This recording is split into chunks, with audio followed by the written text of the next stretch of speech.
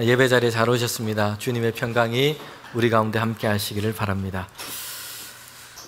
네, 오늘 우리가 읽은 이 본문은 고린도전서 1장 18절부터 우리가 25절까지 읽었는데 전체 맥락으로 봤을 때 31절까지 하나님의 이 말씀으로 이 말씀을 나누도록 하겠습니다. 이 본문에서 바울은 성도들의 자랑과 예수님의 이 십자가의 복음에 대해서 지금 말씀하고 있습니다. 고린도전서 1장 31절, 오늘 전체 주제의 마지막 단락이라고 할 수 있는데 마지막 절에는 이렇게 말씀하고 있습니다. 기록된 바 자랑하는 자는 주 안에서 자랑하라 함과 같게 하려 함이라. 여기서 오늘 설교의 이 제목을 가져왔습니다. 자랑하는 자는 주 안에서 자랑하라 라는 말씀입니다. 고린도전서는 바울이 고린도 교회 성도들에게 보낸 편지입니다. 안팎으로 여러 가지 어려움이 있었습니다. 그런데 바울은 이 편지를 써서 권면하고 가르치고 때로는 책망하고 있습니다. 그러면서 이 성도들이 바른 믿음 위에 세워지기를 원하고 있습니다. 그런데 바울이 자랑함에 대해서 말하고 있는데 성도들의 자랑함과 예수님의 이 십자가의 복음의 그 의미를 연결시키고 있습니다. 오늘 본문에서 이 자랑함이라고 하는 이 단어는 마치 2차적으로 매우 중요한 키워드처럼 지금 말씀하고 있습니다. 그 이유가 있습니다. 왜냐하면 고린도 교회는 분쟁 가운데 있었는데 그 분쟁 속에는 분별 없는 자랑함이 그들 가운데 있었기 때문입니다. 고린도 교회와 성도들은 여러 가지 어려움과 문제를 안고 있었습니다. 그런데 그 중에서 가장 긴급한 일이 있었습니다. 지난 주일 설교 때 함께 말씀을 나누었습니다. 교회 안에서 분쟁과 분열이 있었던 겁니다. 교회 안에는 바울파, 아볼로파, 게바파, 그리스도파라 이렇게 4개의 분파로 나눠져 있습니다. 마음이 하나 되지 못했어요. 분열되어 있습니다. 뿐만 아니라 서로 경쟁하며 다툼을 하고 있습니다. 분쟁했던 것입니다. 예를 들면 이런 것입니다. 바울파는 우리는 바울에게 속했습니다 라고 말하는 이들입니다. 그런데 그들은 바울이 가르친 이 하나님의 말씀과 교훈을 따라 지키면서 나도 바울처럼 살겠습니다, 이런 믿음의 결단을 하는 그런 분위기가 아니었다는 것이에요. 나는 바울에게 속했습니다 말을 합니다. 그런데 그 말이 신앙적으로 긍정적이고 성장과 헌신을 이루어가는 이런 모습으로 연결된 것이 아니었어요. 사람들은 자기 나름의 그들의 속한 그 그룹의 특징과 무리가 가진 이 특징들을 다 내세웁니다. 우리는 교회 창립 멤버입니다. 우리는 교회 초기 신자입니다. 우리는 성경에 대한 지식을 많이 가지고 있습니다. 우리는 유대 혈통을 가진 사람들입니다. 이렇게 자신들의 특징을 내세우면서 그러면서 다른 사람들보다 자신들이 더 우월하다고 생각하고 주장한 것입니다. 그러면서 교회 안에서 자신들의 입지와 영향력을 행사하려 한 것입니다. 성도 여러분, 우리는 우리 중에 이런 마음, 이런 생각이 없는지를 살펴봐야 합니다.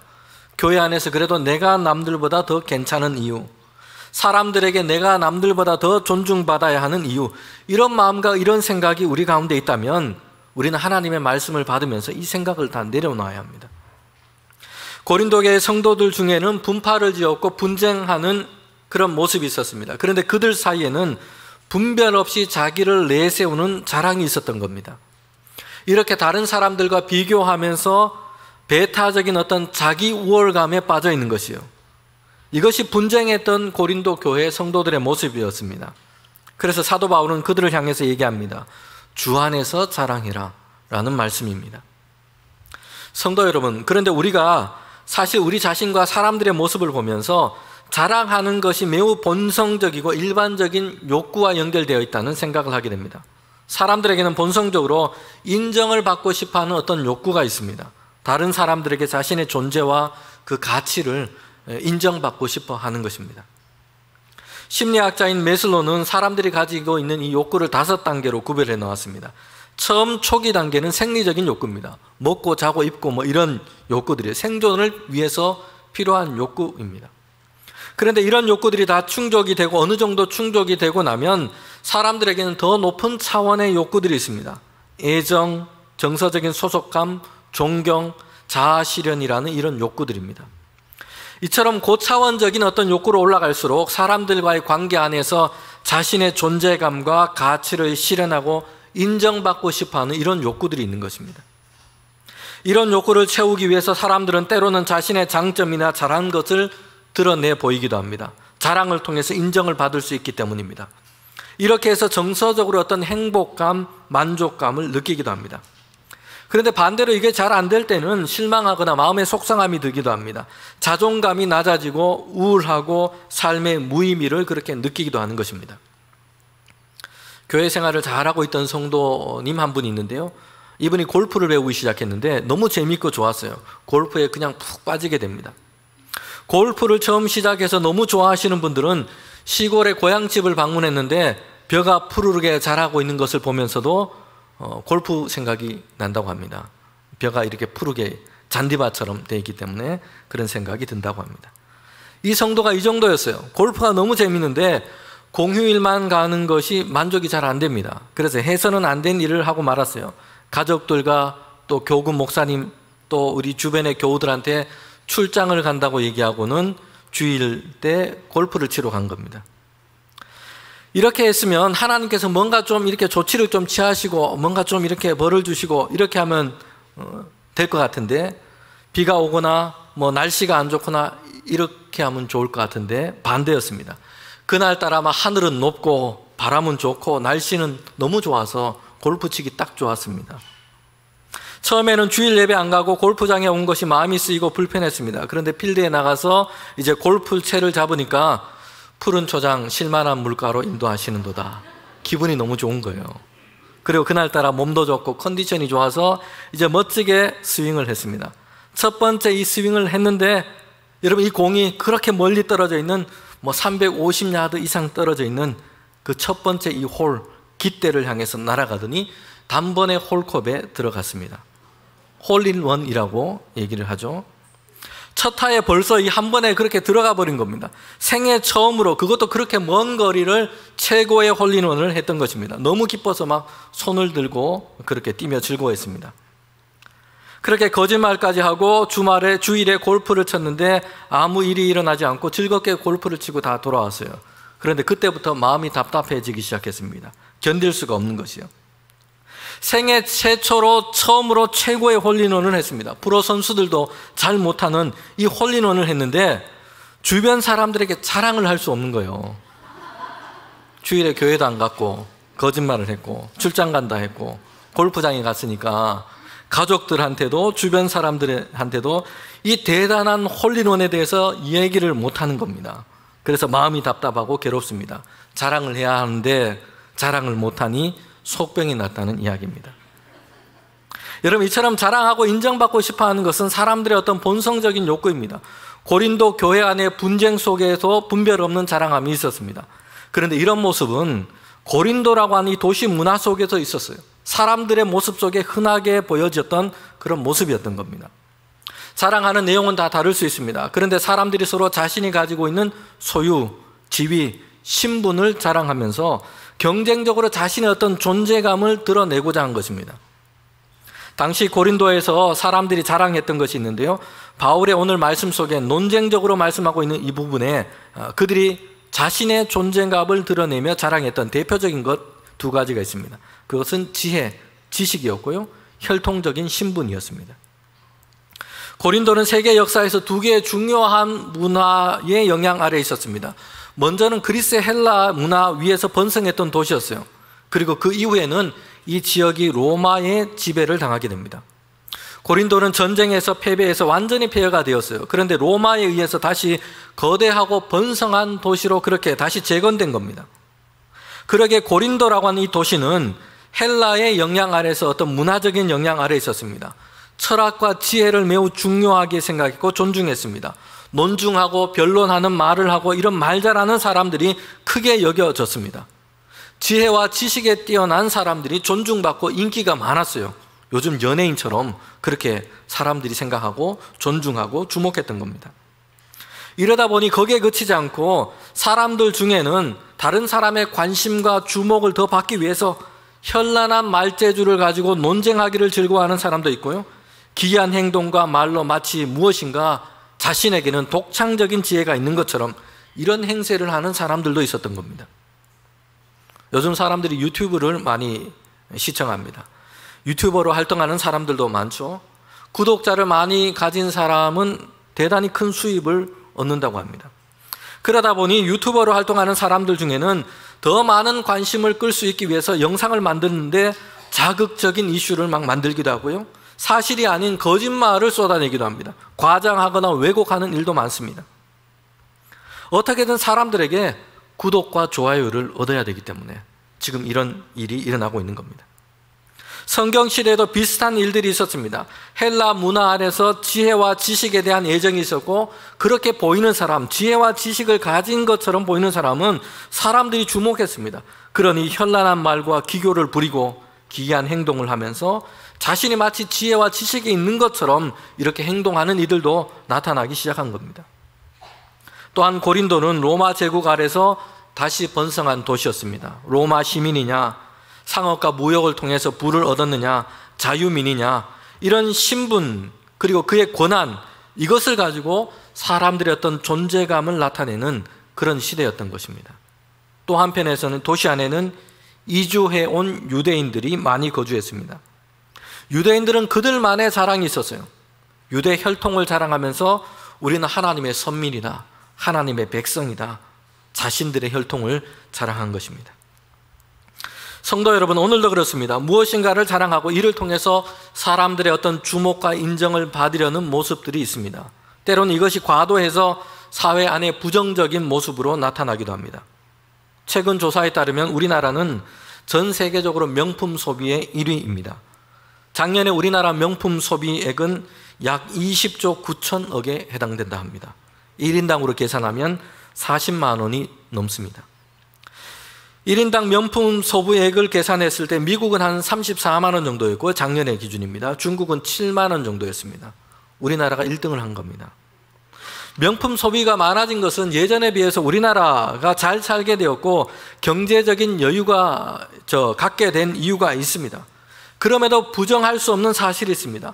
명품을 통해서 자신의 어떤 존재감을 보여주는 이런 과시 소비, 이런 심리가 우리 안에 있다는 것이에요. 명품뿐만 아니라 자신의 사회적인 성공, 자녀들의 성공을 자랑스러워합니다. 부요함을 자랑합니다. 외모나 신체적인 어떤 모습을 자랑하기도 합니다. 그러면서 주변 사람들에게 부러움과 인정을 받고 여기서 일종의 어떤 만족감, 우월감을 얻기도 하는 것입니다. 철학자 데카르트는 생각한다, 고로 나는 존재한다, 이 명제를 해서 많이 알려졌습니다. 그런데 오늘 설교 주제에 맞춰서 그리고 우리의 삶의 현실을 본다면 자랑한다, 나는 고로 존재한다, 이 말도 어울린다는 생각이 듭니다. 자신이 가진 능력이나 소유로 존재감을 드러내는 데 관심이 큽니다. 이를 통해서 자신에 대한 어떤 일종의 우월감, 만족감을 얻는 것이요, 사람들에게 성공한 사람, 지적인 사람, 부유한 사람, 멋지고 아름다운 몸을 가진 사람, 이런 칭찬과 인정을 받고 싶어 하는 것이죠. 사실 자랑과 인정 욕구는 사람들에게 피할 수 없는 본성적인 것으로 보여요. 사도 바울은 사람들의 이런 본성적인 욕구를 부정하는 것에 목적을 두고 있지 않습니다. 바울은 고린도 교회 성도들에게 지금 말하고 있습니다. 다른 사람들이 아니라 성도들에게 지금 얘기를 하고 있어요. 일반적인 사람들의 목적과 욕구가 무엇인가, 여기에 맞춰서 사는 것을 성도들은 당연한 것으로 생각해서는 안 된다라는 것이에요. 성도들은 이제 자신의 삶의 원리로 바라보고 생각하고 묵상해야 할 것이 있습니다. 그것은 예수 그리스도의 십자가의 도이기 때문입니다. 사람들은 본성적으로 인정받고 싶어 합니다. 그래서 어떻게든 자신을 자랑하고 드러내는 것이 당연할지 모릅니다. 그런데 성도는 이제 죄 아래 놓인 인간의 본성에 종속되지 않고 그 아래서 종이 되어 살아가는 존재가 아닌 것이요, 하나님의 구원과 그 의를 이루신 예수 그리스도의 십자가의 도를 바라볼 수 있도록 주님께서는 우리에게 은혜를 베푸신 것입니다. 고린도전서 1장 18절 말씀입니다. 십자가의 도가 멸망하는 자에게는 미련한 것이요 구원을 받은 우리에게는 하나님의 능력이라. 1장 22절 24절 말씀입니다.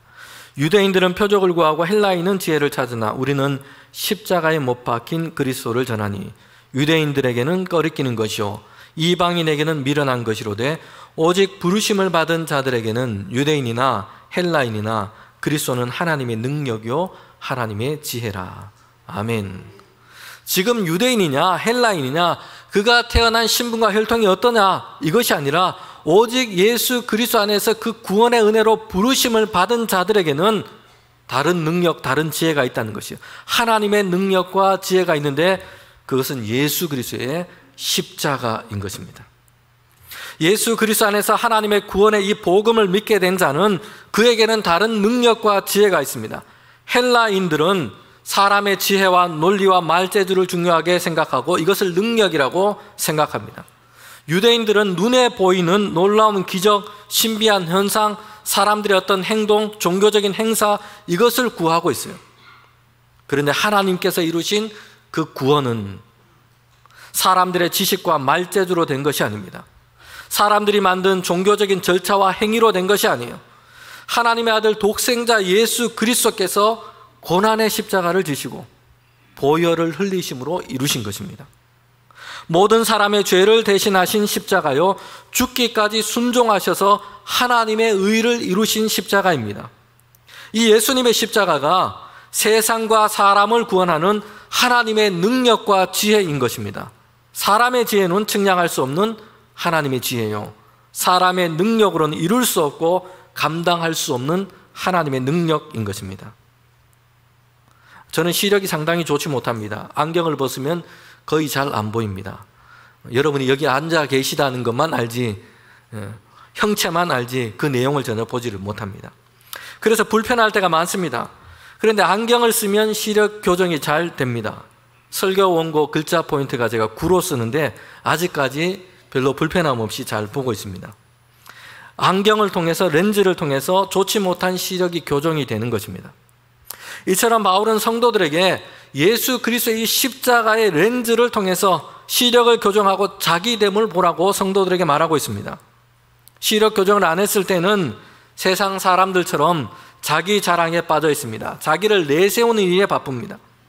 이렇게 해서 당파를 짓고 서로 분쟁하고 있어요. 그런데 성도들은 십자가의 은혜, 그 렌즈를 가지고 자신과 세상을 봐야 합니다.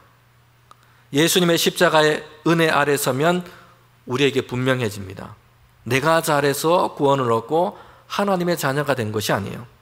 내가 잘나서 하나님의 자녀가 되고 성도가 되고 목사와 장로와 권사와 교회 직분을 얻은 것이 아니에요.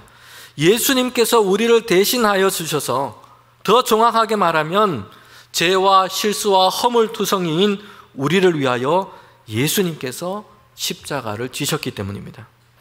우리를 대신하여 수치와 고난을 당하시고 우리를 위하여 하나님의 의를 이루셨기 때문이에요. 그러니 십자가의 렌즈를 통해 보면 내게는 자랑할 것이 없습니다.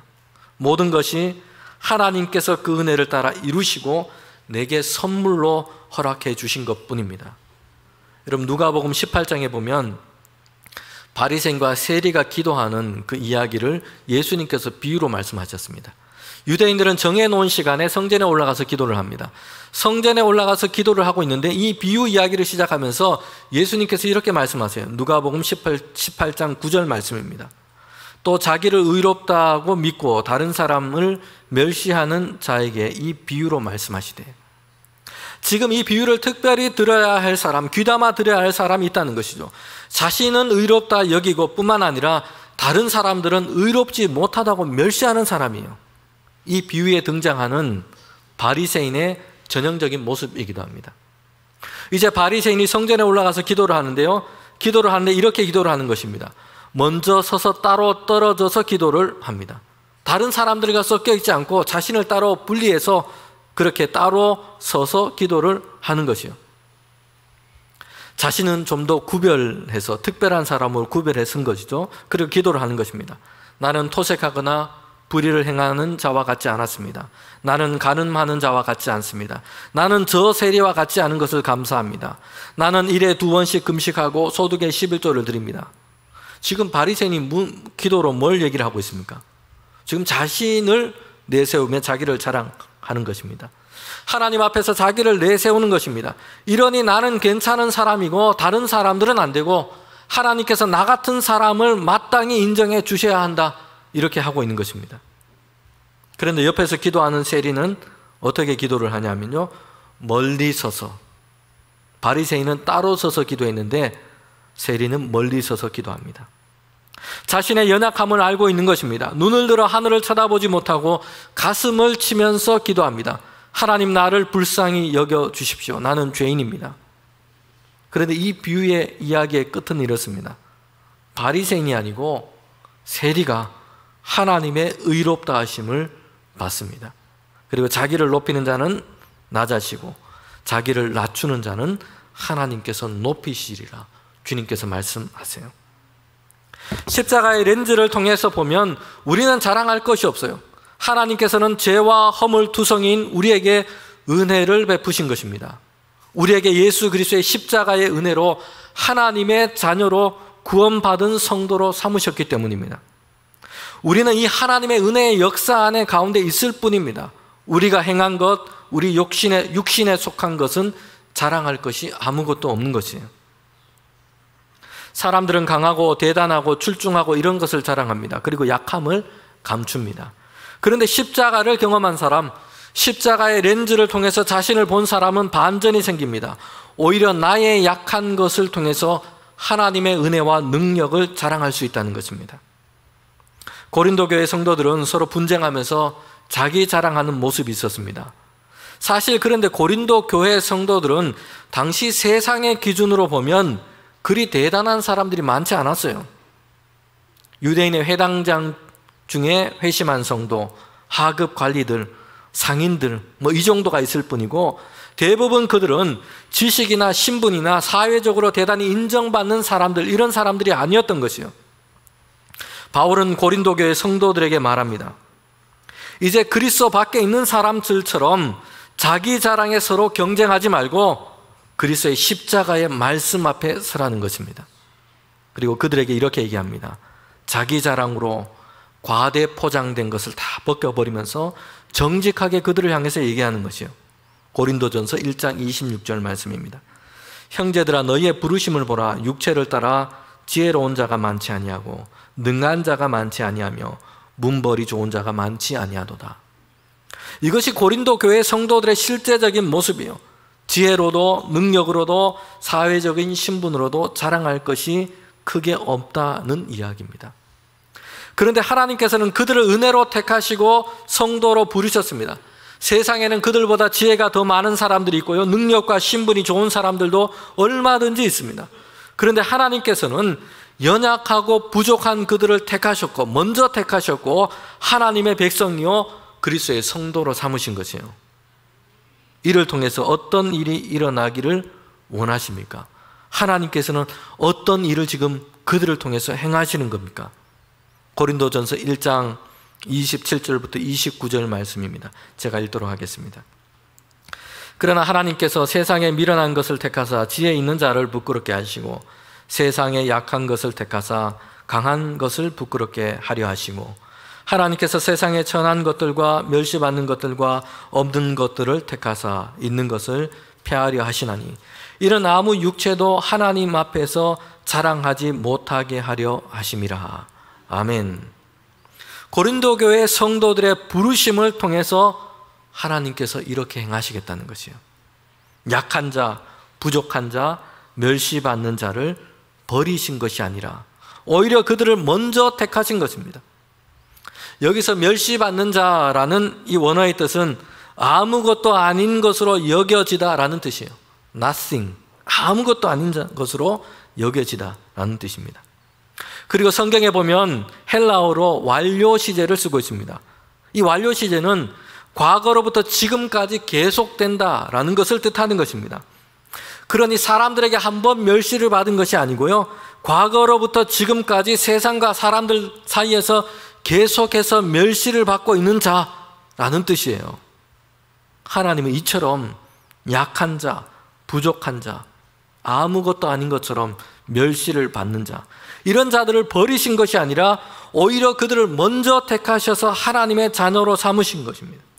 그렇게 해서 하나님의 은혜와 구원의 역사 안에는 사람에게 있는 것은 자랑할 것이 아무것도 없음을 알리신 것입니다. 약함에도 미련함에도 부족함에도 하나님은 그들을 성도로 먼저 부르셨어요. 하나님의 백성으로 삼으셨습니다. 그래서 그들의 약함이 오히려 하나님의 지혜와 능력과 은혜를 드러나게 하는 것으로 삼으신 것입니다. 고린도후서 11장 30절에 바울은 스스로에 대해서 이렇게 고백합니다. 나는 부득불 자랑할진대 내가 약한 것을 자랑하노라. 보통 사람들은 자신의 강한 것, 잘한 것을 자랑합니다. 바울에게도 그렇게 자랑할 것들이 있었어요. 그런데 바울은 오히려 약한 것을 자랑하기로 했다고 합니다. 왜냐하면 자신의 약함을 통해서 약한 자를 통해서도 일하시는 하나님의 은혜와 능력이 드러나기 때문입니다. 바울은 자신의 약함을 통해 오히려 하나님의 그 은혜의 깊이와 하나님의 그 능력의 강함을 경험한 사람이기 때문입니다. 성도 여러분, 자랑하되 주 안에서 자랑하기를 원합니다. 그리고 주 안에서 자랑하는 것은 주님을 자랑하는 것입니다. 이제 허영심으로 자기 자랑하는 세상 가운데서 오히려 나의 약함을 통해서도 하나님의 은혜와 능력을 자랑하는 우리 대봉교회 우리 모든 성도님 되시기를 주님의 이름으로 축원합니다.